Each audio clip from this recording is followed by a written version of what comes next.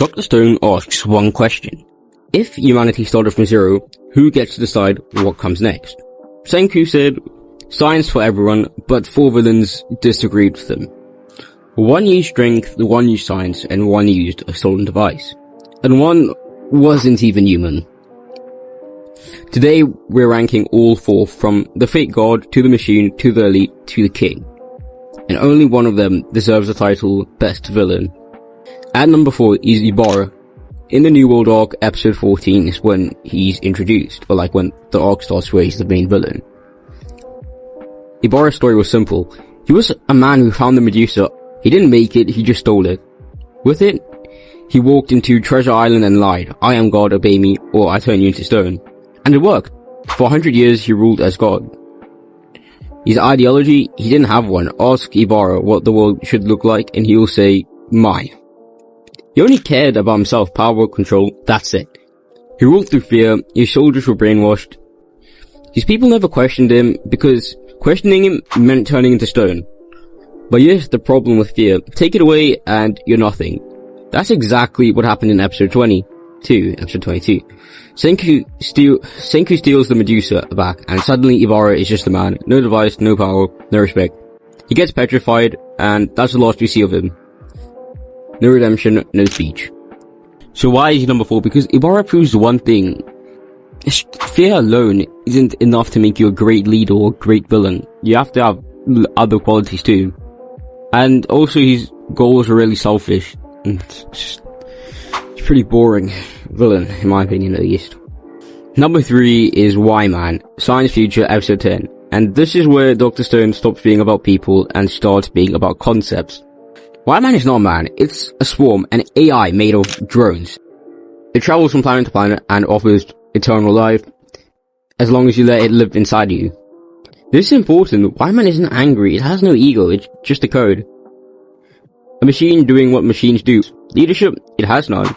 It's a hive mind, millions of drones, one voice. You can't redeem it. In episode 11, Senku's answer is just better science. His last word is just, why? I never understood us.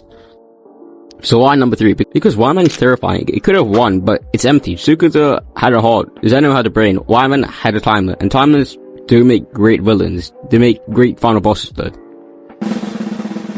Number 2, Dr. Zeno. Science Future episode 2. If Y-Man is a machine, Zeno is the opposite. He's human. Too human.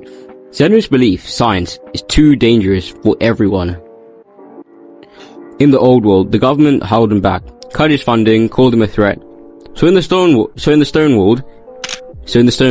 he made a rule. Only the smartest get the lab keys. He built an army in months, tanks, guns, airships. Cold? Yes. Charismatic like Sukusa? No. But respected? Absolutely. Because he wins. And his right hand, Stanley Schneider, childhood friend since the lab. Stanley's loyalty makes Zeno human. So, he may be selfish, but yeah. It all came from one place, the thirst for knowledge. In his redemption episode, Zeno loses to Senku in a rocket race. Senku doesn't kill him. He says, Zeno, we're going to the moon, I need you. And Zeno accepts. Because for him, science was always bigger than his ego. Sukusa wanted to cut the world in half, Zeno wanted to lock it in the lab. So why number 2? Because Zeno is the smartest, most dangerous version of Senku. If Senku had trauma, if Senku was arrogant, that's Zeno. He's the mirror. And finally, number 1, Sukusa. Sukusa's belief, the strong should rule to protect the weak. This comes from Trauma, season 2, episode 8, in the old world. His sister is sick, the hospital costs too much, and the system fails her. He hated weapons, hated greed, hated power in the wrong hands. So his plan, kill the adults, build a stone world just for kids, no Senku, no chaos. His leadership is the reason why he's number 1. His people love him, they feared him too, but they followed him because he had a code. The fight, Sukusa vs Senku, is ideology versus ideology, strength versus science. In his redemption of episode 8, season 3, he loses, but he doesn't lie, he says, science will always surpass strength, and he joins Senku. He dies protecting that dream in episode 10, season 3. Man vs man vs machine. Sukusa won because he was the only one who could change. So let's run it back. Ibara had a stolen device when it was gone. He was nothing. Wildman had no heart. He could never understand us. Zeno had a brain. He chose science over his ego. But Tsukasa had beliefs. He had trauma. He had a code. He had the guts to admit he was wrong. That's not just a villain. That's a character. That's why Tsukasa is the best villain in Dr. Stone. Comment your number 1 and subscribe because the heroes are next. Maybe. If I get enough likes.